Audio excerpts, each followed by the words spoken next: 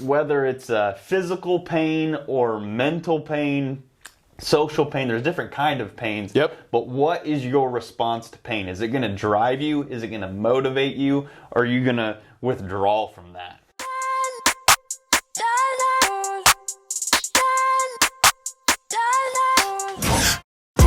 It all speaks for itself. Grinding in silence, ain't nothing to tell. When we step on the court, we gon' bring it to light. And we stop and pop like we caught it a light. Stop asking what's wrong with me. You already know there's a dog in me. If there's no stopping my focus, man, make sure all my people gon' ball with me. Yeah, I came to compete, I'm a dog with it. Yeah, I came to compete with my paws in it.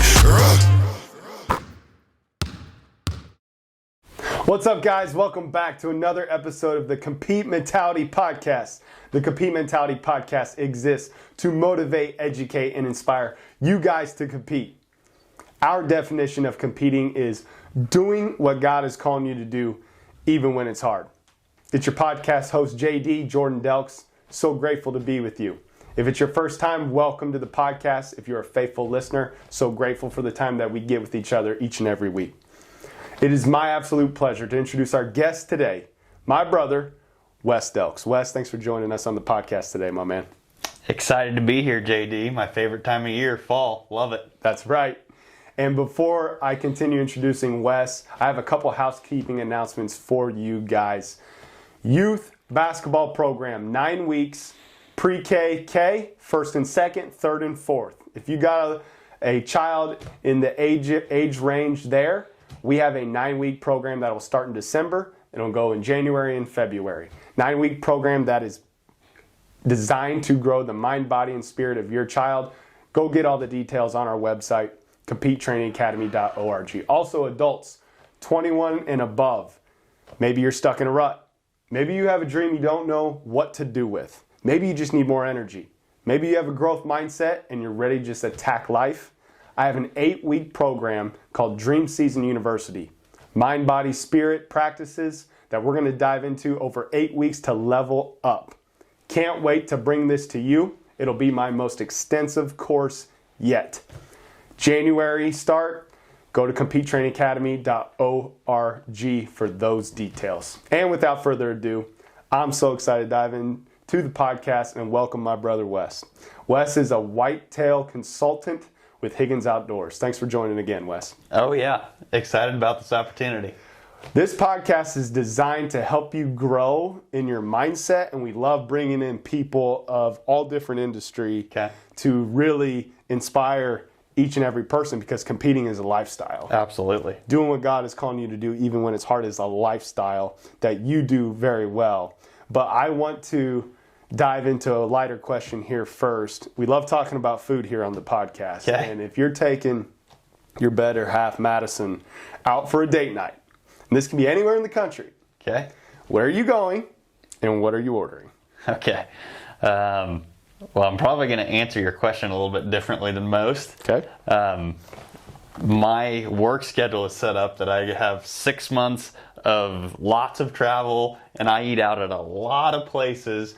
And Madison and I always say that our favorite place to eat is at home. Yep. And we've got our own chickens. We do our own sweet corn, applesauce, salsa, grow our own potatoes. We got cows on our farm now. And vacation is at home. My favorite restaurant is at home. I'm a homebody. That's where we like to be. So what's the dish? Beef. Yep. Potatoes. Homemade applesauce, homemade salsa, a homemade kind of guy. That sounds perfect. And my favorite pie is cold pie and hot pie. There's 2 kinds of pies, and I like them both. I love it. Wes, I would describe you as a person who is gritty. I think that word grit gets thrown around a lot in mindset, in my industry a lot. Spent a lot of time on the floor in basketball, diving and bloody knees and those kind of things. You did, but in your industry, you're in the outdoors a lot. Mm-hmm. You're taking on the elements a lot: rain, shine, sleet, hail, snow, to accomplish a goal. And we're going to dive into more of that. But I really want to know where you think this grit that you display on a daily basis comes from. I'll respond to your question with a question. And my question is what is your response to pain? What is your response to pain? And I'll give you a few examples of growing up. Remember, I'm 10 years old, and I'm mowing the backyard with a push lawnmower. I come around the corner, and Dad whacks into my calf with a weed eater, and my calf's bleeding. And that pain, some people curl up, shrivel up, I'll go inside. As a 10-year-old, my response to pain is, I got to finish the yard. Yep. And yep. In high school, I love it. I was a cross-country runner. I remember a guy that was kind of my rival in cross-country, and we were at that school competing against my rival, if you will, and he intentionally put his cross-country spikes, his cleat, into the back of my calf, turning a corner. Yep. And to me, that pain is, I've got to, and it spurred me to more. Yep. And whether it's physical pain or mental pain, social pain, there's different kind of pains. Yep. But what is your response to pain? Is it going to drive you? Is it going to motivate you? Or are you going to withdraw from that? And I've always just naturally been a person that pain, no matter what it is, drives me. I love that. I like to say in my mindset training that you don't experience experiences, you experience perspectives of experiences. Yeah. So your perspective of pain is just different than the common person. Sure. Right? Yeah, right. Is that, yep, is that correct? That. Yeah. Yeah. So I love that question for our audience here today. What is your response to pain? I'll give a second part of that, and I think a little bit is personality. Like, sure, that's naturally kind of who I am. You're naturally a leader. I mean, I remember. I'll give a quick story on JD. When we were 10, 13. Oh boy. Yeah, I'm 10 years old. You're 12, 13 years old. I want to go play football outside, and we're in the neighborhood, and hey, let's go play football. And I'm trying to get everybody to go play football. And let's just hang out. Let's just chill.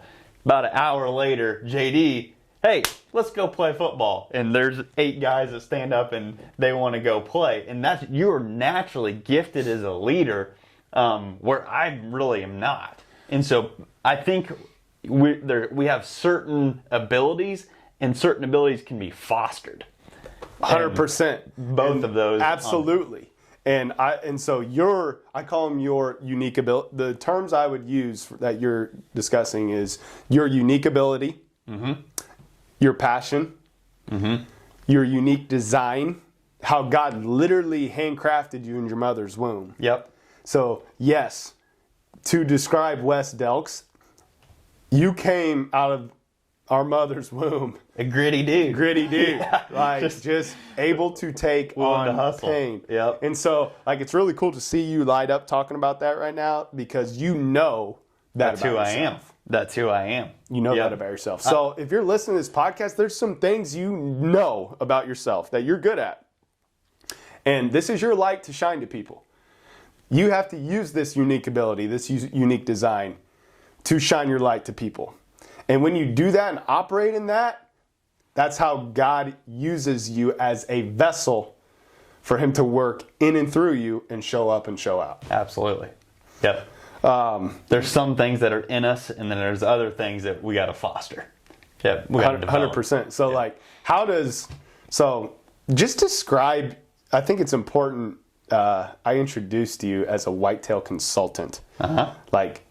There's some people on this podcast that don't understand what that is. What does that mean? Okay. Yep. So tell us what you do. Yeah. So a whitetail consultant, what I do for a living is I put together management plans for people's property on how to maximize the potential of their property for wildlife, and specifically on how to hunt mature bucks. Yep. So that, to clarify that more, what that looks like for me is there's 6 months on a calendar year when the leaves are off the trees and I'm able to look at properties. Last year I was in 22 different states looking at properties, walking around with landowners. 22 states. 22 states and 2 countries. Made it to Mexico too. Yep, that's right.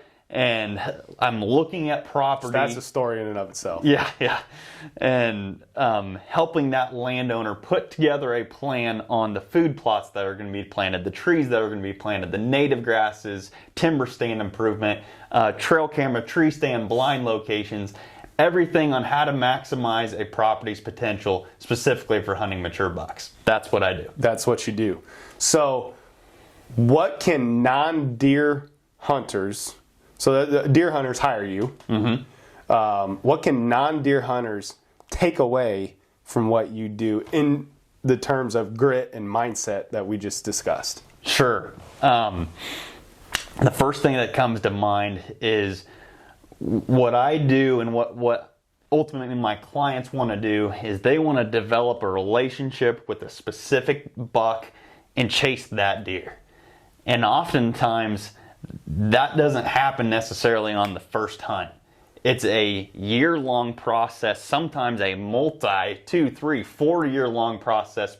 Really, you're chasing a 4, 5, 6-year-old deer. And it's not instant gratification. No, nope. There's been multiple bucks that I've chased that it's 30, 40, 50 hunts chasing that specific buck, and it maybe doesn't happen that year. It's the next. So, like, how long? Like, there's a lot of non-deer hunters on here. How long is a hunt?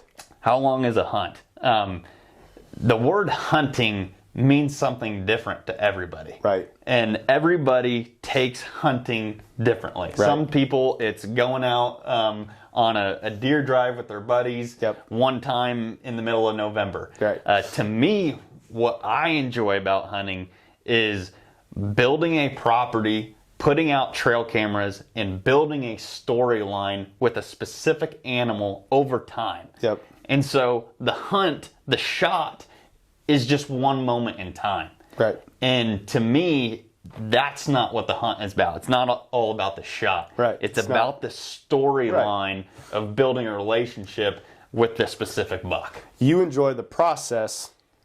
Would you say you enjoy the process greater than the result? I do. Okay. I do. Yeah. We talk about this all the time at Compete Training Academy in Dream Season Mindset Training of falling in love with the process. Yep. Because the result is seconds. Yeah. Even when you win a game, it's just boom, and then it's gone, right?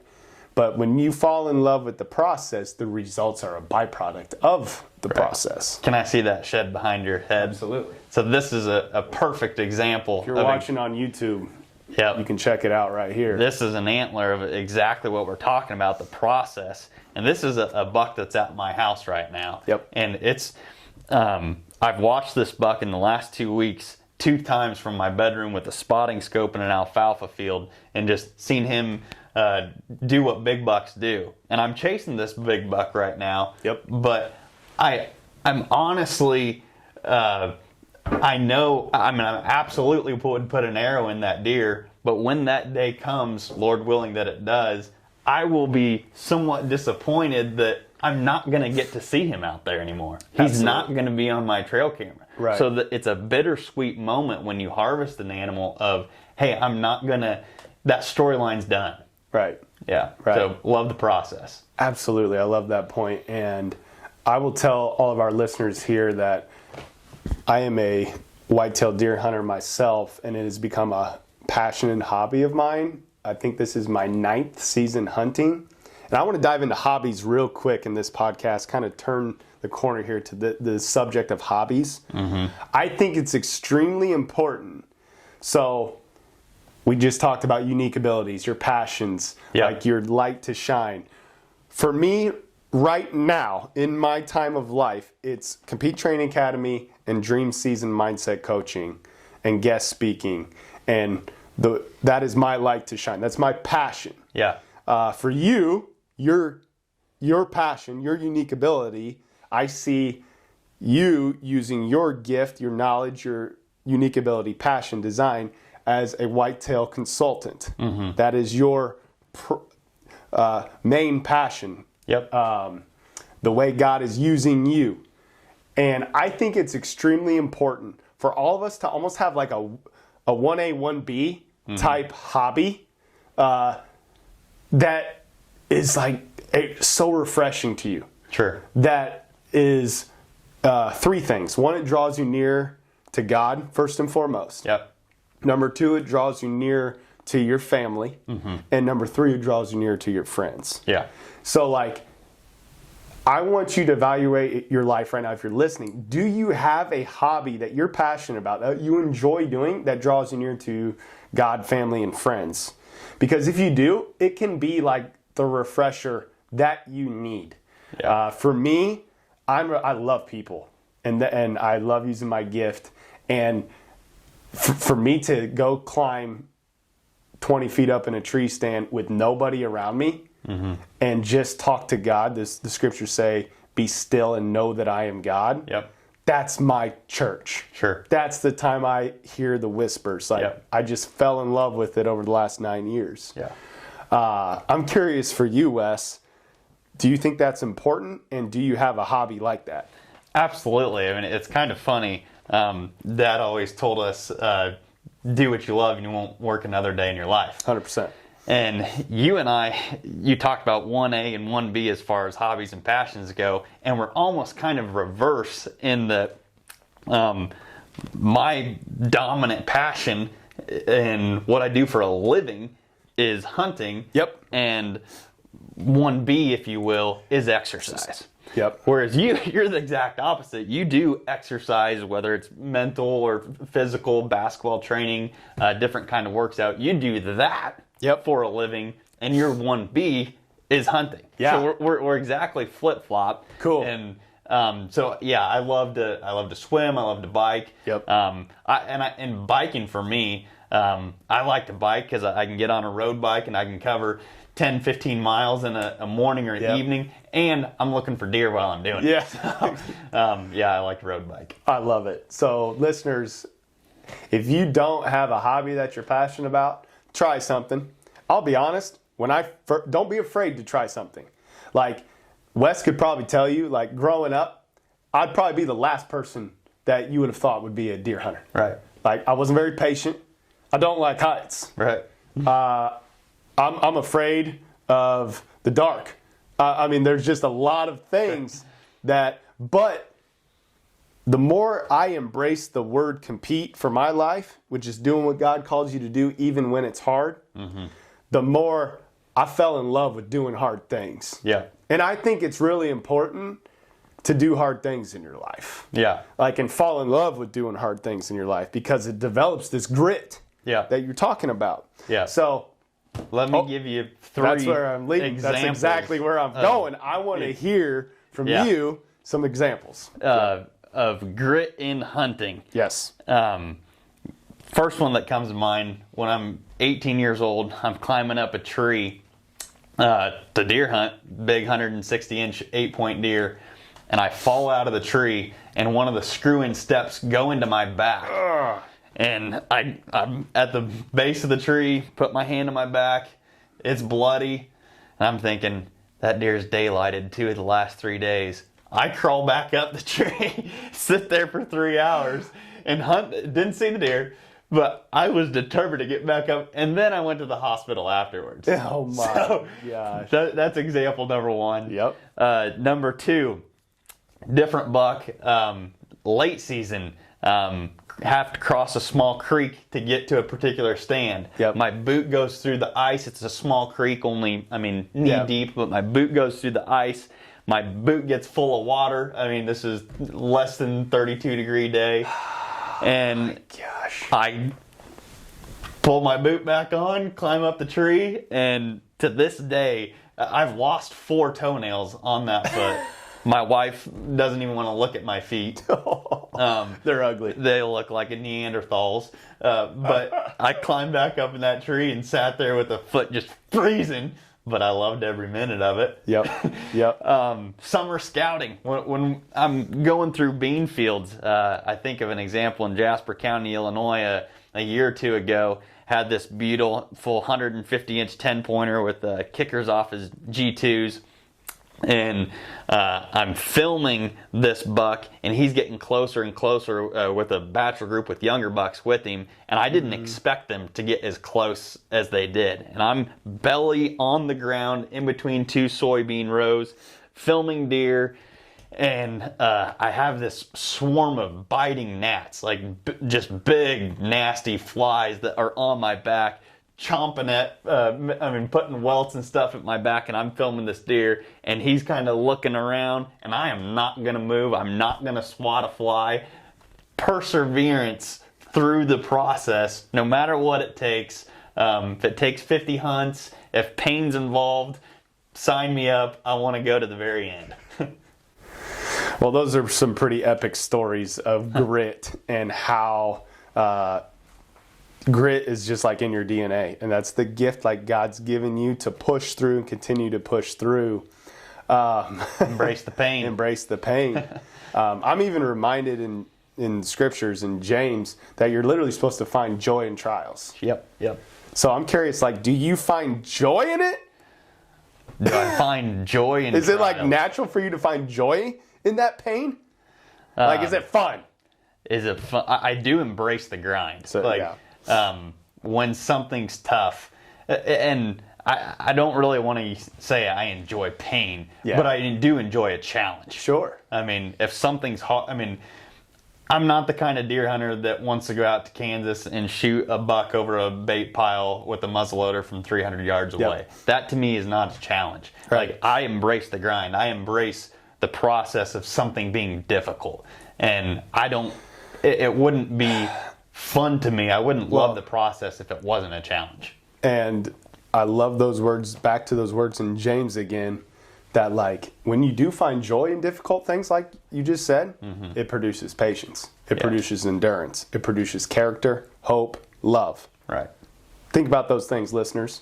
Patience, character, endurance, hope, love.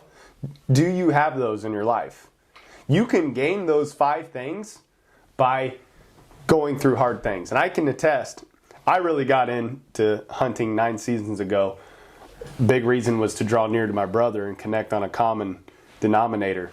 But the difficult, it's not easy. No, it's not easy. And for me to stick with it over 9 years, I've grown in those 5 areas. Yep. So I want to encourage you listeners, find your hobby, your a 1A, 1B passion. If it's difficult, embrace that, like Wes is saying, because it's going to produce those things. We live in a society that's so instant gratification, that wants the Instagram post right away, that wants the Facebook post right away, that wants to win the championship without doing the hard work. Absolutely. So know that when you're doing something hard, you are growing. You're growing. You are producing all of those great qualities. Wes, I want to finish up our podcast talking about what God's teaching you. Our definition of the word compete is doing what God calls you to do, even when it's hard. This really is a life led by the Spirit. Yeah. We talk about that a lot in my Dream Season mindset coaching, as I literally coach kids all the way through adults who are CEOs, entrepreneurs, of all different industry. I talk about living life by the Spirit. What's the Spirit teaching you right now? Yeah, absolutely. I think I'm going through a season right now where God is just growing contentment in myself. And that comes from being that I basically hunt for a living. It's natural for me to compare myself to other hunters. Self-comparison is a challenge that I struggle with. I intentionally fight. And I know that my identity comes in Christ. My identity does not come from Wes as the deer hunter. My identity comes from Wes as a Christian. Wes is a Jesus follower. And so choosing to fight that battle of comparison and replacing it with who I am in Christ as my identity brings contentment. And so that's kind of the season that I'm in right now, is making sure I have the mindset of Christ. I love that. I'm going to go a couple ways with that. First, the whole identity. I love talking about identity. In this world, there's two voices. There's God's voice and Satan's voice. Mm-hmm. And Satan will use good things for you to place your identity. Yeah. So what we just talked about is your unique ability and light to the world that God wants to use for good. Satan tries to sneak in. Absolutely. And switch your priorities around. Yes. Yep. And then use it where you're taking your eyes off of Christ. Yeah. And you're taking your identity outside of Him. Mm-hmm. And when you do that, natural frequencies will never fulfill spiritual beings. So whether it's deer hunting, whether it's basketball, whether it's business, whether it's money, it's a spiral staircase that you will never get to the end of. Mm-hmm. It's a constant chase, and you'll never be satisfied. But on the lines of identity, we got a lot of issues in our world right now of identity. We got sad things of what people place their identity in. And I most recently was talking to one of my teacher friends who was going through a difficult situation at a school where they had a student that was placing their identity as a cat. Okay. And what they actually, I was so proud of this teacher, but they encouraged this student by saying, what you're doing is actually pretty normal. Like we as humans naturally want to put our identity into something of this world, whether it's a teacher, whether it's a hunter, whether it's a basketball player, whether it's a cat. Right. Problem is, we're just listening to the wrong voice. Yeah, sure. We're just listening to the wrong voice. Yep. So I want to challenge everyone who's listening right now, just an identity self-check here. Mm-hmm. Like, where are you placing your identity? Is it anything of this world? I don't care if it's anything we just mentioned.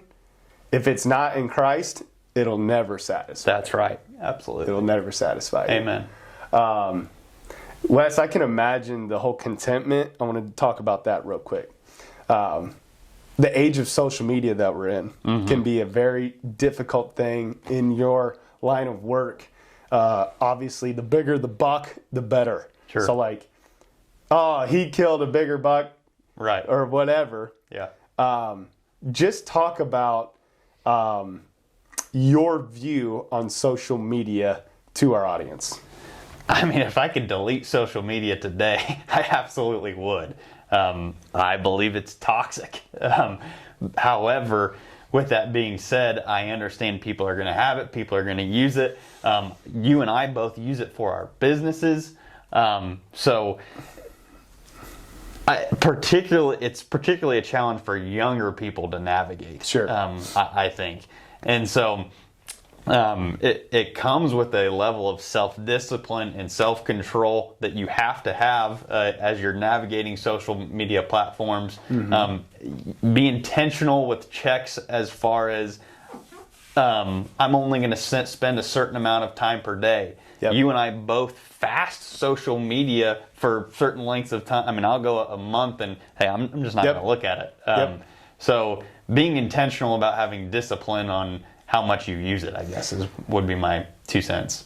100%. And I think comparison can be the thief of all joy. Mm-hmm. And if you are comparing yourself to others constantly on social media, that is exhausting. Like, you can't do that. Right. Everyone's posting their very best moments. Yeah. You go through it, and it's just the highlights, it's right? Just the highlights. I mean, what you see on people's social media is not the real life. No. And deer hunting absolutely is that way as well. Yeah. And there's so many people, particularly, I mean, young hunters that are just getting into deer hunting, that they want to be that elite level hunter right away. Right. And nothing replaces experience. You have to go through nothing replaces going up this ladder. You can't skip steps. You can't skip steps. Yep. And social media encourages young hunters, new hunters, to skip steps. They want to be at that level right away, and you can't. So when you're talking about like, I got to make sure we hit the point of surrender and like giving your life to God. Yeah. Detachment is another word I like to use in that, because we think we have control over our process. Mm-hmm. Right. But really, you don't have any control. Yeah. You have zero control. Yeah. And I want you to think about it right now, wherever you're at in life. Like, God is in control. Mm-hmm.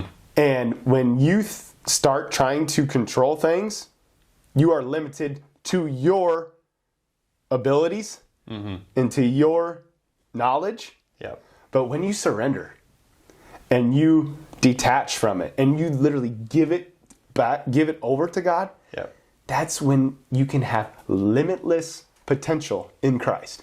My mind goes to James 5. James 5 talks about how God honors a man of earnest prayers.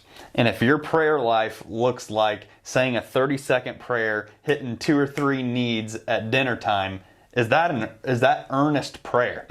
And when I'm in the deer stand, I want to be intentional. I mean, I'm sitting there for hours at a time to be in earnest prayer, passionately praying. And if somebody says, hey, my mom has cancer, would you pray for it? Are you praying for it for 30 seconds, or are you earnestly praying for that situation and those people? And God honors earnest prayers. And so what that looks like for me is committing. God, I commit this to you. And I use that word a lot. God, I commit my deer hunting to you. I commit this season to you. And just turning things over, surrendering things over, committing things to God. I love that that word commit. That's almost like concrete. That's like that's a serious thing.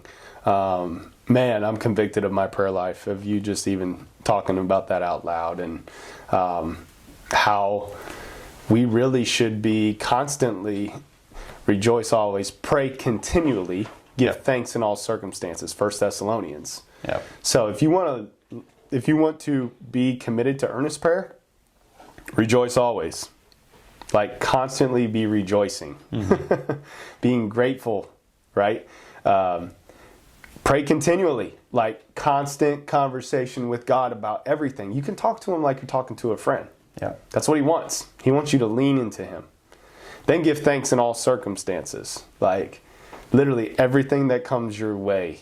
I just led a dream season mindset retreat where we had the 7-time motocross national champion Lucas Grounds.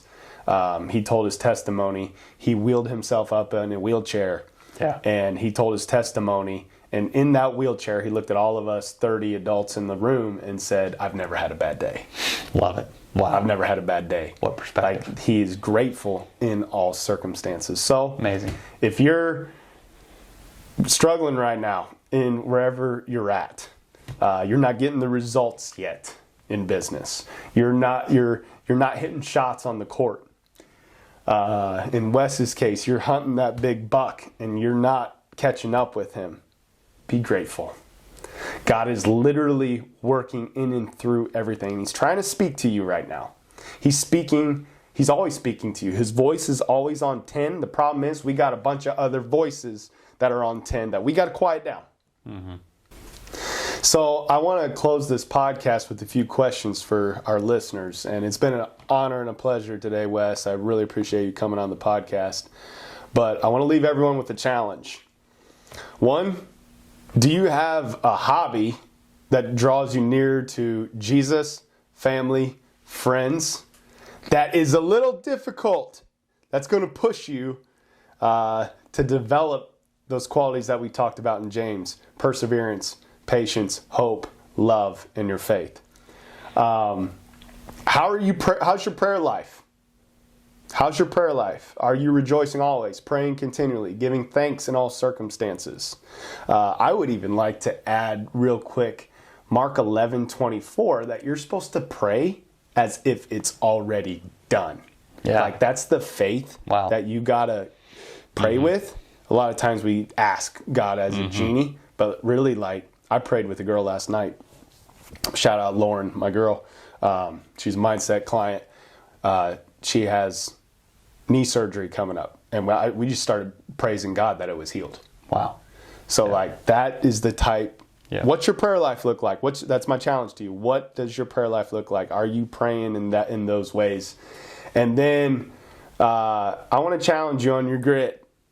Wes's superpower is grit, and he loves doing gritty things. He finds joy in hard things. He finds joy in sitting in the cold in a tree stand waiting on a big buck to come by. He finds joy in the process. He finds joy not having instant gratification. And ask yourself, am I falling in love with comfort? Am I falling in love with comfort, or am I really embracing where I'm at today? Because I know an almighty God is placing me right where I'm at, and he's trying to teach me something, and he's trying to speak to me. So if I just embrace, surrender, detach from anything of this world, I'm going to get the lesson that I need, and God can limitlessly blow up whatever I'm going through, as the scriptures say, to immeasurably more than we ever ask or imagine. So, Wes, thanks for joining us today. It's been an absolute pleasure. Love you, brother. Love you too, man. Always remember that competing is doing what God is calling you to do, even when it's hard.